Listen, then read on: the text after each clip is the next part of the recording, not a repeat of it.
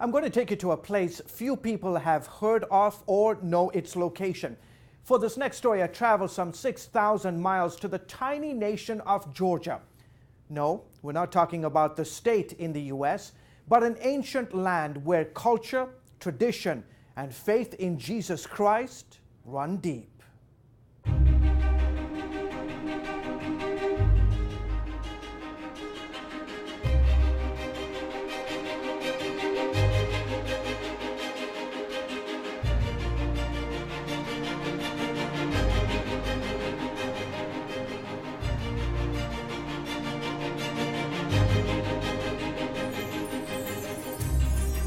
It was famed novelist John Steinbeck who, while traveling through the Soviet Union in 1947, referred to this land as a kind of second heaven.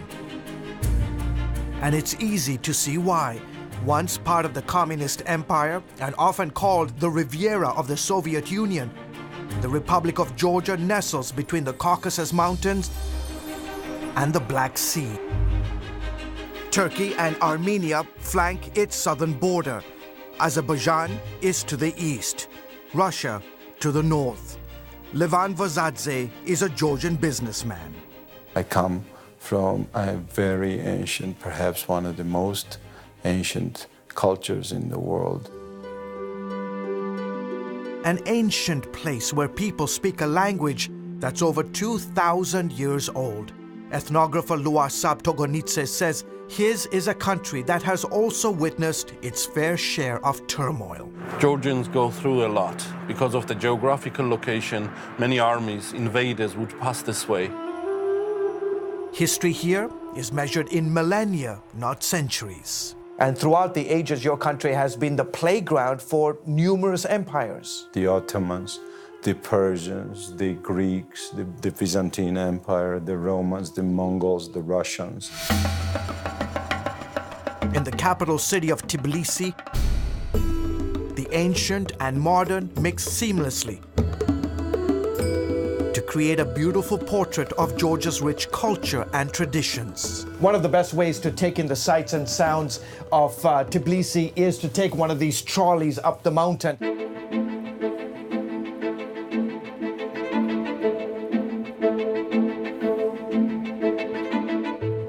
In filming these scenes of Tbilisi and stunning countryside landscapes, Georgian cameraman Georgi Shamazana said it best. Every time I travel in different regions of my country, I feel like I'm traveling through thousands of years of history. Georgians are legendary for their hospitality. They believe guests come from God and as such are treated with honor. Their food is simply out of this world. For example, you have this amazing dish, it's called khinkali, and the all-famous hachapuri. Friendship is highly valued in this society, and family is paramount. But if there is one thing many Georgians cherish most, it is their faith.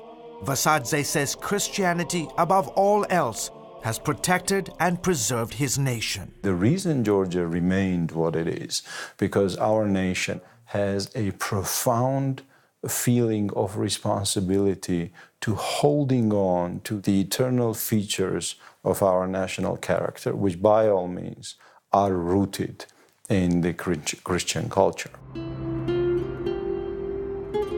Georgia is one of the oldest Christian countries in the world. Its Christian heritage can be traced here to the small town of Mshketa. It was around 326 AD when a woman evangelist named Nino started preaching the gospel here. And where these two rivers meet, two main rivers of Georgia, there was a big baptism. And it's considered to be second Jerusalem for Georgians. It's a holy place. Christianity spread to the rest of the country and in about 10 years became the state religion. 5 crosses symbolizing Christianity's influence adorn the Georgian national flag. Dating back to the 4th century, the church has played a significant role in the society. In fact, about 80% of Georgians say they belong to the Orthodox Church. Georgians have always had to defend their faith, even to the last drop of blood. Iona Gamrekeli is a prominent leader in the Georgian Orthodox Church. He says over the centuries, many Christians became martyrs for refusing to renounce their faith. In 1226 alone, Muslim invaders beheaded more than 100,000 Georgian Christians. There have been numerous attempts by invading armies to force us to give up our faith, but we never back down.